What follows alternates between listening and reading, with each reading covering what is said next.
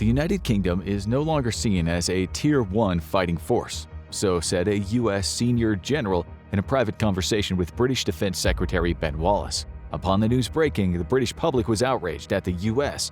until defense analysts began to appear on talk shows to explain that the assessment was in fact correct. According to a British analyst, the UK military was unable to protect its home islands, let alone help defend its allies. How in the world did one of the world's most premier fighting forces get to a state where it couldn't even defend its own homeland? And what would the UK do in case of a third global war? While the UK military might be in a state of serious decline, the British government is at least much more forward-thinking than most of its European neighbors, realizing that the war in Ukraine presented Europe with two choices: support Ukraine in fighting Russia in Ukraine today, or possibly fight Russia in Central Europe later.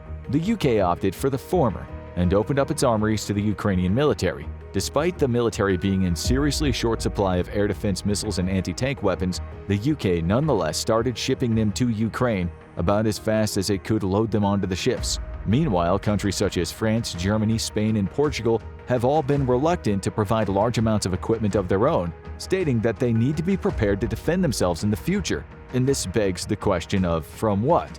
With Russia struggling to hold on to East Ukraine, it's incredibly unlikely they'll be marching T-72s into Madrid anytime soon. But were the UK to find itself needing to fight Russia head-on, the end result is very much in question given the atrocious state of the modern British military. How did an elite fighting force, America's most capable Cold War partner, turn into what Allied soldiers in the Middle East would call the borrowers, for their propensity to never have all the kit they needed for a mission? Like most European powers, the UK fell prey to the Cold War peace dividend. With the fall of the Soviet Union, Europe assumed that the new Russia would renounce its historical ambitions for the empire, beat all their AK-47s into plowshares, and resolve all future conflicts with tactical hugs. Defense budgets dropped significantly, and research and development as well as procurement programs all but atrophied. Spending money on defense became a rude conversational topic and political suicide for any politician to even broach. War was best left to the Neanderthal Americans. Europe had established an impenetrable utopia defended almost entirely by good vibes that no weapon could pierce. On the one hand, it's hard to judge Europe for wanting to forget the absolute pants-browning terror of the Cold War taking place in their own backyards. Americans were always wary of World War III to the point of every other family building a fallout shelter, but Europeans had to worry about the horror of either nuclear or conventional war playing out in their very own living rooms. Europe was exhausted of war. Hard to blame the continent for wanting to reinvest massive and arguably non-sustainable defense budgets on other things. But getting to a point where Britain's own politicians have said that the country only has enough ammunition for a few days of fighting is downright criminal. And this is only the tip of the iceberg, because also by their own admission, the UK would be wholly incapable of defending itself from the type of air attacks taking place in Ukraine.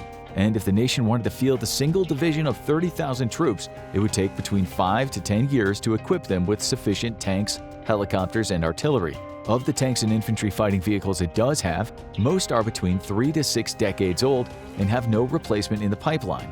And if the UK was called upon to support its NATO partners, 30% of its high readiness forces are reservists, who can never make NATO timelines for deployment, undermining the entire alliance. The first signs of trouble came with the British commitment to the wars in Iraq and Afghanistan, which many blamed the US for dragging the UK into, but technically is just payback for previously dragging the US into scheming to protect British oil interests in Iran, and we all know how that's played out, so everyone's even Stevens as far as we're concerned. After the end of the Cold War, the British military began to ramp down and prepare for low-intensity operations. However, Iraq and Afghanistan proved to be higher-intensity conflicts than anticipated, and a military that had been put on course for a low-intensity fight was suddenly thrust into a conflict it wasn't fully prepared for. With operations in both countries, though, the UK quickly discovered it simply didn't have the resources to fight in two theaters simultaneously. By June 2010, the cost to the UK for both wars had risen to $31 billion, and this was in the wake of the 2008 global financial crisis. Even as the price tag kept increasing, the British government was discussing how to further reduce military spending, prompted by a new government which had inherited a budget deficit of about 12% of GDP. As Prime Minister Cameron's government came into power, they initiated an austerity plan to fix UK's finances. This made it impossible to realign and refocus British military priorities and complicated resolving a £38 billion overhang in the military equipment budget alone. The military equipment wish list was heavily frowned upon and thought exorbitant, given that the military itself had shrunk significantly from 220,000 in 1998 to about 102,000 by 2010. Cameron's government unleashed the Strategic Defence and Security Review, which was in effect a severe cost-cutting plan to gut the UK military. Under its guidance, the British Army shrank from 102,000 to 82,000, a 20% drop, and had 40% of its Challenger 2 tank fleet scrapped. Self-propelled artillery, much more expensive to equip and maintain than towed artillery, also got the axe, with Britain scrapping 35% of its inventory. Another victim was the Royal Navy's HMS Ark Royale, decommissioned in April 2011, which eliminated its entire Naval Air Fleet arm. Its 72 Harriers were sold to the U.S. Marine Corps for the bargain price of $180 million. A hell of a deal, considering at the time of their acquisition, the Harrier fleet would have cost the UK around $2 billion. With no carrier or maritime patrol capability of its own, Britain was forced to rely on its allies when it intervened in the First Libyan Civil War. Operation Ellamy was an attempt to prove that the UK was still a relevant European power, but it came at a severe cost as its military stockpile of precision weapons was seriously depleted, and to this day they have not been fully replaced. Despite this, the British military continued to experience cuts. Military leadership began to grow quite vocal with their discontent, appearing on primetime news shows to voice concern about the readiness of the UK military. In response, they were promised a 1% increase in equipment purchases from 2015 to 2020. The government also made plans to increase total defense spending by 5% between 2020 and 2021, and canceled a round of equipment cuts to Britain's tank and artillery fleets. There were also plans to bring back Britain's carrier capabilities to the Royal Navy. And then, Brexit happened, hurling the British economy into turmoil. Following hot on its heels, the global COVID pandemic did its best to further ruin Britain's military reinvestment plans by dragging the global economy into the ditch. But then, the new Prime Minister Boris Johnson announced the largest investment in the Ministry of Defense since the Cold War, a 4-year funding deal that would add $21.9 billion to the military's budget and would be geared at rearmament and replenishment. Despite this, though, Britain was still planning significant cuts to its standing forces, specifically its army and its fleet of armored vehicles. Then, barely a year later, Russia decided to invade Ukraine, and Europe was shocked to discover that Russians had opted to resolve their problems with guns and artillery instead of the expected hugs. The economic disruption was global, and even more pressure was put on the UK military budget. Nonetheless, the UK has stepped up to the plate with $2.8 billion in military aid, over 200 armored vehicles, and 10,000 rounds of artillery ammunition. The real problem, though, is that the government currently has no means of backfilling everything that's been sent to Ukraine, prompting at least one MP to comment that the military could only fight for 5 days and then not defend the home islands from invasion. So how in the world would Britain aid its allies in a Third World War? For decades after the Cold War, Britain figured that its role in any future conflict would be largely in the air and at sea, prompting its biggest budget cuts to fall squarely on the Army. Its fleet of Challenger 2 main battle tanks has shrunk to 213 vehicles, but that fleet is facing even more cuts, down to just 148 Challenger 3s by 2030. But this won't be a new tank acquisition, but merely an upgrade program of its Challenger 2s. So, despite some increased capability, the overall program is a net loss for British ground forces. Given typical readiness rates of around 75%, by 2030 Britain might have just over 100 tanks ready for war at any given time. And even just half the loss rates of those experienced in Ukraine, Britain would be out of tanks within a month or two of fighting. Its 721 infantry fighting vehicles are facing the prospect of similar cuts as the Army transitions from the Warrior IFV to the Ajax IFV. It plans to acquire 539 Ajaxes by 2029, and it's almost certain that the total fleet will not return to even the 721 Warriors currently in service. The nation has a pathetic artillery force mostly made up of 126 105mm howitzers. Significant reductions to its self-propelled guns has shrunk its force to just 89 155mm AS-90s, with 32 of those transferred to Ukraine. The transfers are expected to be replaced by the Swedish-built BAE Archer, which trades armor for mobility, and the UK already has 14 in service. The Archer is a stopgap purchase, though, as the Army figures out what vehicle will ultimately replace its AS-90 fleet. Its rocket artillery forces number at just 44, and are in the process of being upgraded to fire the American GMLRS Extended Range and Precision Strike Missile by 2025. To support its ground forces, the British Army has 44 attack helicopters, with 2 of these being upgraded Apache variants, the AH-64E. The fleet is actually expected to grow, however, with a total of 50 new helicopters on order to replace its aging fleet of license-built Apaches procured in 2004. The once legendary Royal Navy has suffered significant cuts as well. At sea, Britain operates 4 ballistic missile submarines as part of its nuclear triad, as well as 6 nuclear attack submarines. The old Trafalgar class is being retired, with the HMS Triumph slated to be decommissioned as soon as it's replaced with the new Astute class.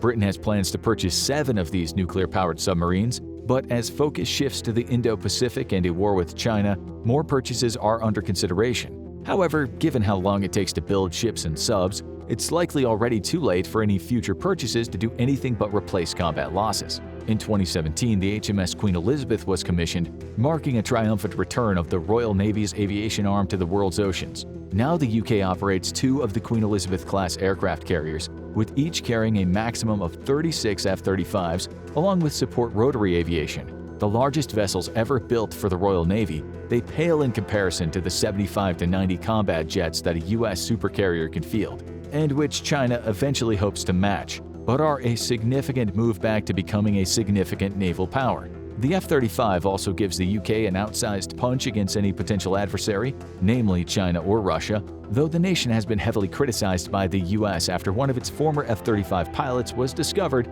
to have been contracted as a consultant by the Chinese military. Its carriers are supported by 6 Type 45 destroyers, which are primarily equipped for an air defense role to protect friendly ships from enemy aircraft and missiles. These are supplemented by 11 Type 23 frigates, which, while being guided missile frigates, lack significant punching power against surface vessels. Instead, the Type 23s are optimized for anti-submarine warfare, leaving the anti-ship role largely up to its attack submarines or aircraft carriers. The Royal Air Force, meanwhile, finds itself in dire straits. Its air fleet has shrunk to just 137 Eurofighter Typhoons and 29 F-35s, which are jointly operated by its Fleet Air Arm. This leaves the Royal Air Force with basically just the Typhoon, and those are already being scrapped with the fleet shrinking by the year.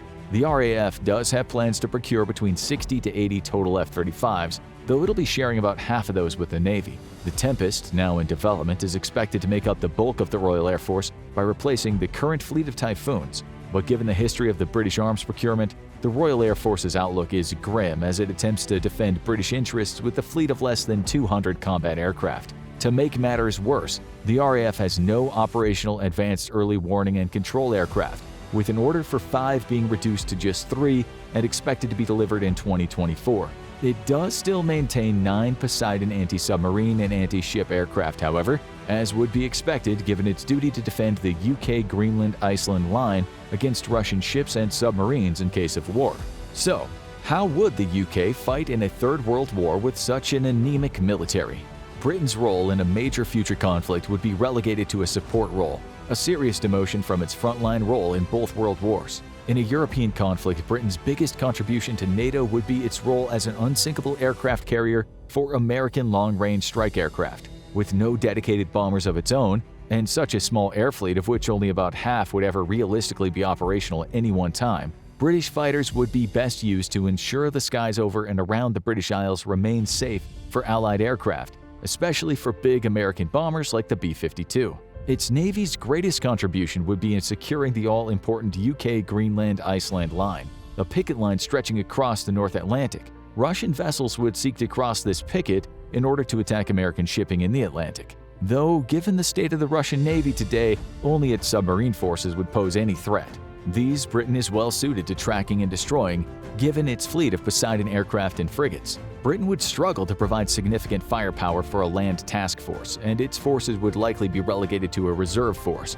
to be held back and used in case of enemy breakthrough. As it would take weeks for Britain to fully meet its NATO commitments, its army would be important in relieving combat exhausted or depleted NATO forces from other nations. But lacking significant firepower, Britain's days as a frontline force are well in the past. As the next major global conflict is likely to occur in the Pacific against an increasingly belligerent China, Britain would be ever more hard-pressed to seriously support its American and Australian allies. However, a 2023 UK-Japan defense agreement has greatly increased ties between the two nations and allows for the deployment of their militaries within each other's nations. While small, a UK air or ground commitment in Japan would still be significant given its modern capabilities. And in a war over Taiwan, one can never have enough combat jets or ground-based air defenses protecting Japanese airfields. Its attack submarines could pose a significant headache for China, given their extreme stealth and lethality against a People's Liberation Army Navy that's still lagging significantly behind in anti-submarine warfare. Here, Britain's small undersea forces would have an outsized effect in helping the US and allies shut down Chinese shipping around Taiwan, though the strait itself is too shallow for safe operation of attack submarines. Of its 2 aircraft carriers, it's likely only one would be operational at any one time. But an additional, if smaller, carrier in the Pacific would be a significant boost to U.S. efforts to prevent a Chinese invasion of Taiwan. Its days as a global military power are firmly behind it, and its military is in a state of crisis, but Britain can still provide significant assistance to any Allied effort in the next major war. In the end, it's exactly these allies that are Britain's greatest strength, though the nation must ask itself if it hasn't been overly reliant on both its nuclear arsenal and the power of its allies to guarantee its own security. Now go watch France's World War III plan, or click this other video instead.